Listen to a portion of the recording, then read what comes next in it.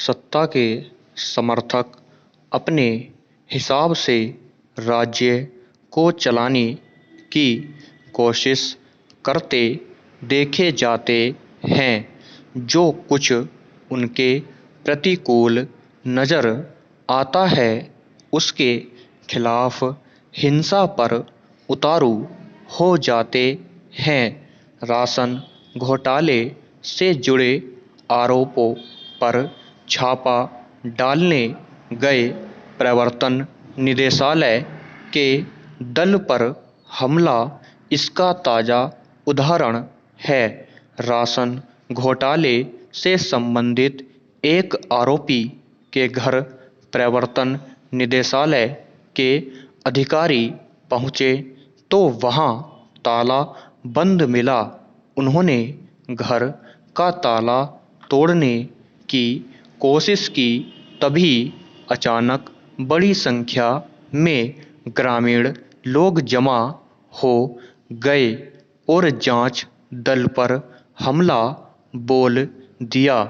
उनके साथ गए केंद्रीय बल के कर्मियों पर भी हमला किया। उनकी गाड़ियों को तोड़-फोड़ दिया गया। जिस व्यक्ति के घर पर यह सब हुआ उसे तृणमूल कांग्रेस का कार्यकर्ता और राज्य के खाद्य आपूर्ति मंत्री का करीबी बताया जाता है। आखिरकार जांच दल को बिना किसी कार्रवाई के वापस लौटना पड़ा। हालांकि पश्चिम बंगाल में यह पहली और अनोखी घटना नहीं है। इससे पहले भी कई बार जांचों में बाधा डालने, जांच दल को रोकने के प्रयास हुए हैं।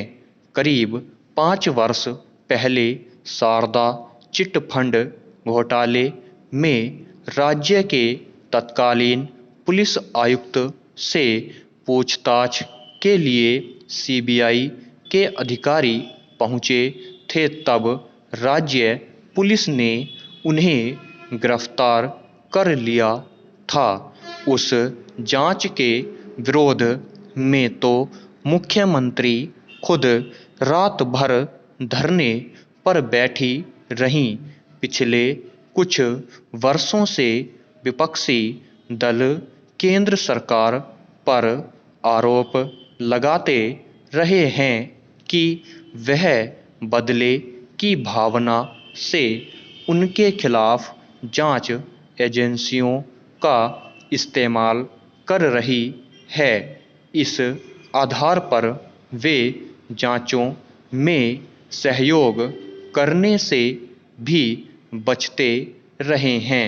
मगर पश्चिम बंगाल में जिस तरह जांच एजेंसियों का विरोध किया जा रहा है वह अभूतपूर्व है। इससे यही जाहिर होता है कि राज्य सरकार को कानून पर भरोसा नहीं है।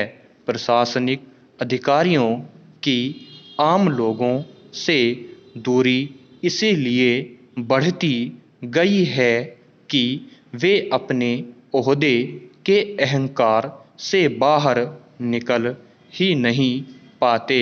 अधिकारी प्रायः अपने आसपास आतंक का ऐसा घेरा बनाए रहते हैं कि लोग उन तक सामान्य तरीके से पहुंच ही नहीं पाते। अगर किन्हीं स्थितियों में वे आम लोगों के बीच घिर जाते हैं या मजबूरी में उन्हें उनके बीच जाना पड़ता है, तब भी उनकी कोशिश यही रहती है कि उनके रुतबे का दबदबा कायम रहे। 2 दिन पहले ट्रक चालकों की हड़ताल के समय मध्य प्रदेश में शाजापुर के जिलाधिकारी ने भी इसी प्रवृत्ति के चलते अपनी हनक दिखाते हुए चालकों की औकात पर सवाल खड़े कर दिए। इसे लेकर खासा बवाल हुआ। स्टॉप।